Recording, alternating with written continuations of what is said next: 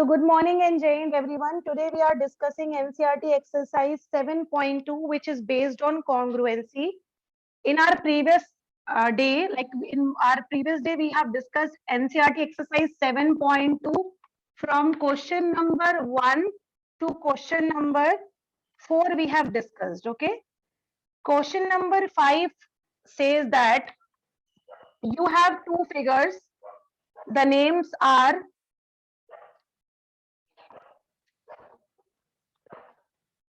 R, A, T. The figure is like here one of the sign is there, here three of the sign is there, here two of the sign is there, and this is marked, this is marked. Okay, this is marked in the question. Then we have another figure. The figure is drawn like this.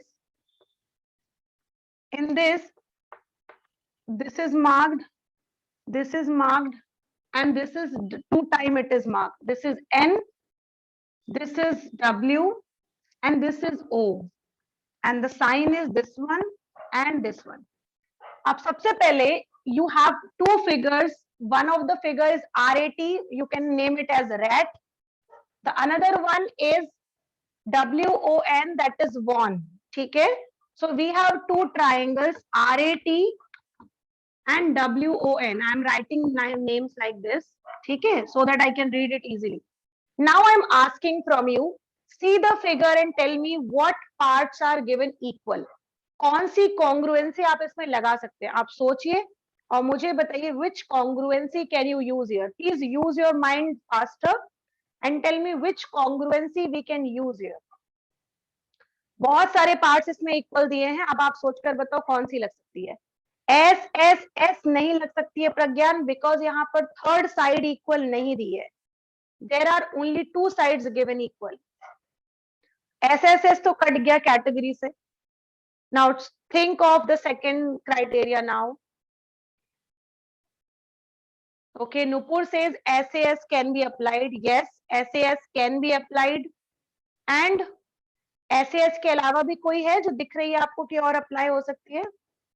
और सोचो. Yes, Nupur, correct. ASA can be also applied. Very true. AAS भी लग सकती है. बिल्कुल सही. Absolutely correct. We can also apply SAS. We can also apply ASA. And we can also apply, अगर हम ASA लगा सकते हैं तो हम AAS भी लगा सकते हैं. It means out of these two criteria, we can use any of the criteria which we want. Okay. Now, from the figure, tell me, अगर हम ये चीजें congruent कर देते हैं या equal बता देते हैं, because it is already given. तो आपको क्या लगता है इस ट्राइंगल का कौन सा पार्ट किसके ऊपर जाएगा? Which part will go on which part? Means which part is corresponding to the other part? जल्दी से बताओ सोच के. Tell me the corresponding part. Think of it. You have understood the criteria. We have understood the criteria. आप सोचो कौन सा part किस पार्ट के ऊपर जाएगा? Then it will become congruent. Name क्या आएगा बताओ? We have discussed this in last class. Think of it. See, R जा रहा है W के ऊपर. सिंगल लाइन मतलब R जो है वो हमारे क्वेश्चन में W के ऊपर है. ठीक है? ओके. T में 3 लाइन्स है और N में भी 3 लाइन्स है. इट मींस आपका T जो है वो N के ऊपर जा रहा है. ओके. सेकेंड इज A में डबल लाइन है और O में भी डबल लाइन है, तो A जाएगा O के ऊपर. सो इस प्रकार से अगर हम नेम देखें तो हमको इस तरीके से नेम अरेंज करना है कि R W के ऊपर जाए, A O के ऊपर जाए और T N के ऊपर जाए. It means do you think this will become congruent? Is it fine? What I have written, is it fine? See, R is going to W, A is going to O, T is going to N. Is it fine now? Yes, correct. So remember, you have to write down such a name that when you are putting down the corresponding part, अगर आप उसको jot down कर रहे हो तो you should get the same thing. For example, देखो यहाँ पर AT equal दिया हुआ है ON या NO के. AT ON के। तो देखो ये है 80, this is 80, this is ON। आपको हमेशा नेम इस तरीके से अरेंज करना पड़ता है बेटा, ताकि करस्पॉन्डिंग पार्ट जो है वो एक दूसरे के ऊपर आकर उसको सुपरपोज कर पाए। आप किसी भी तरीके से कॉन्ग्रुएंसी में नाम नहीं लिख सकते, बिकॉज नाम में ही सारा आंसर छिपा हुआ होता है। यहाँ पर गौर से देखिए, R with W, A with O, T with N, sides लेके देखते हैं। AR आपके हिसाब से AR इक्वल है OW या WO के? देखिए AR या RAWO के। So it means the name should be written in such a way that अगर आप उसके corresponding part लेना चाहें, then you should have all the thing in the equal format. Okay, so this is all about question number 5. आपको केवल और केवल नाम मेंशन करना था कि ऐसा कौन सा नाम कॉन्ग्रुएंट होगा कि इसके करस्पॉन्डिंग पार्ट जो है वो आपस में मैच करें। ठीक है, अब आती है बारी क्वेश्चन नंबर 7 की। It is asking, in a square sheet draw two triangles of equal areas such that the triangles are congruent and the triangles are not congruent.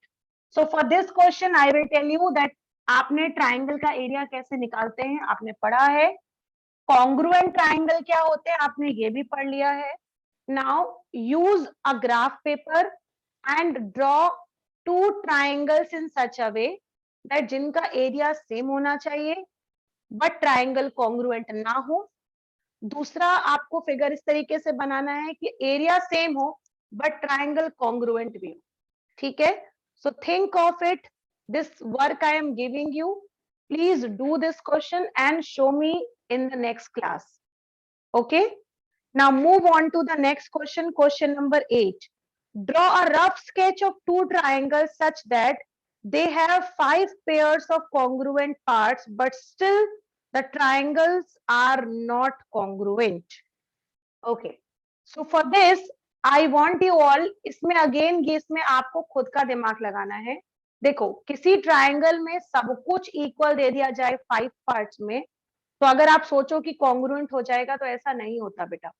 ठीक है, आपको क्राइटेरिया अप्लाई होना चाहिए। इट मींस 5 पार्ट ही नहीं 10 part भी अगर आपको equal पता हो, लेकिन अगर एक भी क्राइटेरिया अप्लाई नहीं हो रहा है, that means you can not say that triangle are congruent. For example सबसे पहले तो आपको पता है ए क्राइटेरिया नहीं होता है। ठीक है, तो आप तीनों के तीनों एंगल इक्वल कर दीजिए उसमें। ठीक है, तीनों के तीनों एंगल इक्वल कर दीजिए, तो 3 पार्ट्स तो यही मिल गए। 2 एडिशनली आप लेकर के चल सकते हो। This question again I am not going to tell you, you are going to tell me. Sometimes you need to think how you can do the question. If you will not be knowing it, I will be surely discussing, but you have to try first. Okay, so try the question, 5 parts लीजिए और उसके बाद फिर solve कीजिए। बेटा triangle has 3 side, triangle has 3 angle also पुश, है ना।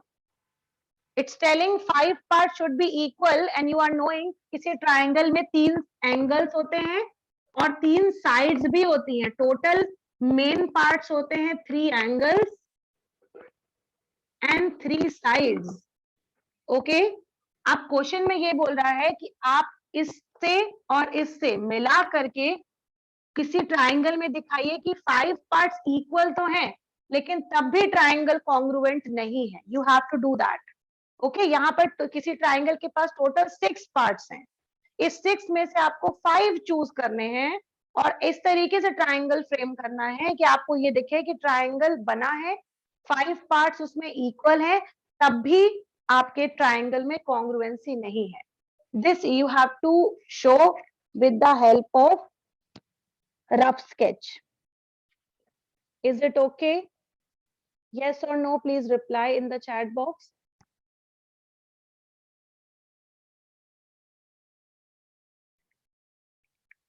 Yes, students, this is question number 6 का first वाला। ठीक है, now what we have to do is, यहाँ पर बहुत सारी चीजें पहले से दी हुई हैं, you have to only think that which criteria can be applied in this। ठीक है, तो सबसे पहले हम एक एक करके देखते हैं कि कौन कौन सा क्राइटेरिया इसमें फुलफिल हो रहा है। सबसे पहला क्राइटेरिया होता है बेटा SSS।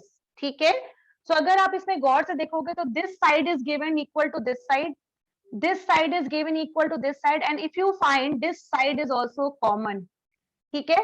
So अगर हम triangle number 1 और triangle number 2 की बात करें, so इस triangle की all the three sides and इस triangle की all the three sides are equal, that means S can be applied.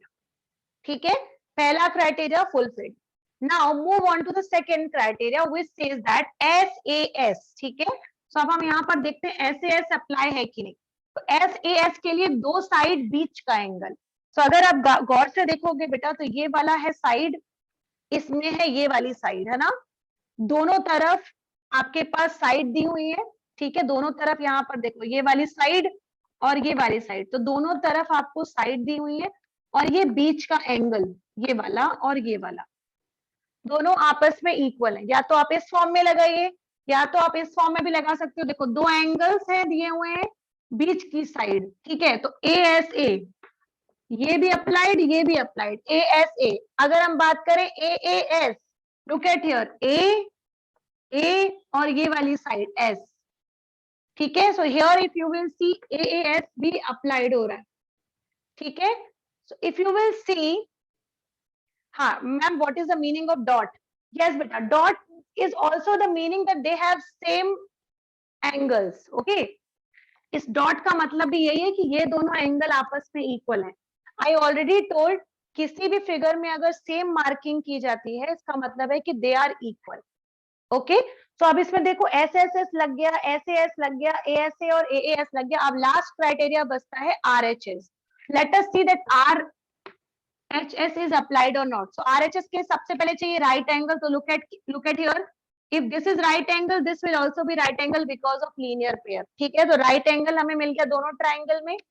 Hypotenuse, right angle के सामने वाली साइड कहलाती है hypotenuse. So this is hypotenuse and this is also hypotenuse, and both are marked same.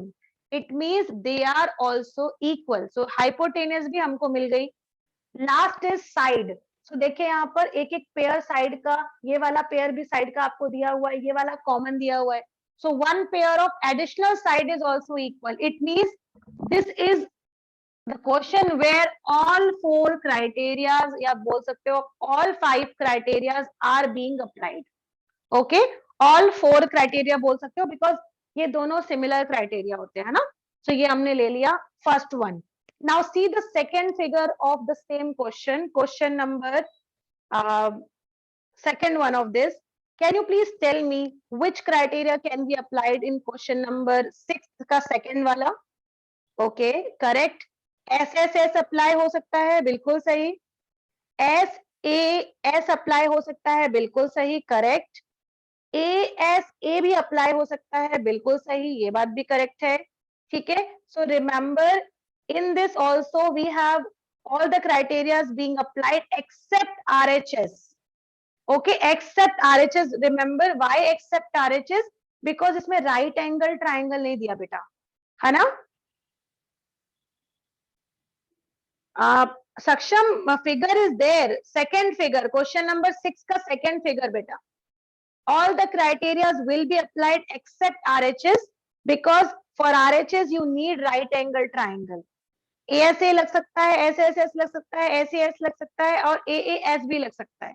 Yes, Sony, you are right. So question number 6 also discussed, 7 discussed, 8 discussed. Now 9th वाला देखिए. See the 9th one. In the figure 9, it is telling we have two triangle ABC, and we have two triangles ABC. Look at here, it is right angle triangle. This is right angle, and this is another side. This is A, B, and C. We have another figure. This is R, this is Q, and this is E, and right angle is marked. Now the question is telling, if triangle ABC and PQR are to be congruent, name one additional pair of corresponding pair. What criteria will you use? आप इसमें देखो दो parts पहले से दिए हुए हैं बेटा, ठीक है. यहाँ पे दो एंगल पहले से इक्वल दिए हुए हैं. इट इज टेलिंग दैट अगर आपको ये दोनों ट्राइंगल आपस में कॉन्ग्रुएंट करने हैं तो आप कौन सा क्राइटेरिया अप्लाई कर सकते हो? आप इसमें केवल वन एडिशन कर सकते हैं। You can only do one addition. चलो ठीक है, देखते हैं। सबसे पहले तो बेटा देखो, इसमें आप कह रहे हो आरएचएस लगना चाहिए, ठीक है, मान लिया आरएचएस लगना चाहिए। आरएचएस के लिए बेटा हमारे पास राइट एंगल दिया हुआ है, ठीक है, इसका मतलब हमें हाइपोटेनियस भी चाहिए और साइड भी चाहिए। Then how can we take one additional part? Because question is telling we need at least one additional part only, not two additional parts. आप लोग इसमें two additional part ऐड कर रहे हैं, ठीक है। क्वेश्चन में बोल रहा है केवल एक एडिशनल पार्ट ऐड करिए और इसको कॉन्ग्रुएंट बनाइए, ठीक है। तो आप तो यहाँ पे डबल पार्ट ऐड कर रहे हो, इसका मतलब ये है कि इसमें आरएचएस अप्लाई नहीं कर सकते, ठीक है। हम क्या अप्लाई कर सकते हैं? लुक एट हियर, दो एंगल्स दिए हुए हैं, इसका मतलब दो एंगल से कौन कौन से क्राइटेरिया बनते हैं? एक तो बनता है ASA, ठीक है, और एक बनता है AAS। It means we can use either ASA or we can use AAS, only this, yes. So इसके लिए अगर हम ASA चाहते हैं तो अगर हम इसको इक्वल बता दें, then it means the triangle will become congruent. Okay, we need one additional part only, that is BC is equals to RQ. अगर BC और RQ या QR इक्वल हो जाते हैं then the triangle will become congruent. Yes, ठीक है। और अगर हम AAS लगाना चाहते हैं तब क्या इक्वल होना चाहिए बताओ सोचकर? अगर हम AAS अप्लाई करना चाहते हैं then what do you think? What can be used? This is the last question which we are discussing. If we want to apply AAS, what can be done? Okay, remember अगर हम AAS लगाना चाहते हैं बेटा, तो अगर हम AB is equals to show कर दें PQ को तभी हमारा क्वेश्चन बन जाएगा, और अगर आप ASA लगाना चाहते हैं तो आप ये वाला बस इनफ है, ठीक है। So this is all about question number 9। So question number 10 में already the things are there. Question number 10 भी देख लीजिए, this is the last question of this exercise. Explain why both the triangles are congruent. Question number 10 देखिए, question number 10 देखिए and tell me which congruency is applied in question number 10th। Again, both are right angle triangle. Can you please tell me which criteria can be applied in question number 10? Yes, Nupur, you are right. Criteria is AAS. Criteria is AAS. Yes, correct. The criteria will be applied AAS. ठीक है? So reason is ASA. आप उसके congruent part equal लिख दीजिएगा. That is done. So exercise number 7.2 is finished. I want you all to complete this exercise on your fair copy. If you need the solution of these questions जो अभी हमने बातों में discussion किए हैं, you can see the recording that previously जो मैंने send की थी. You can see that. Okay, yes, you have to draw all the figures on your fair copy. Each and every figure you have to draw on your fair copy, which is very, very important. This chapter is diagram based. If diagrams are not there, solutions are not there. Okay.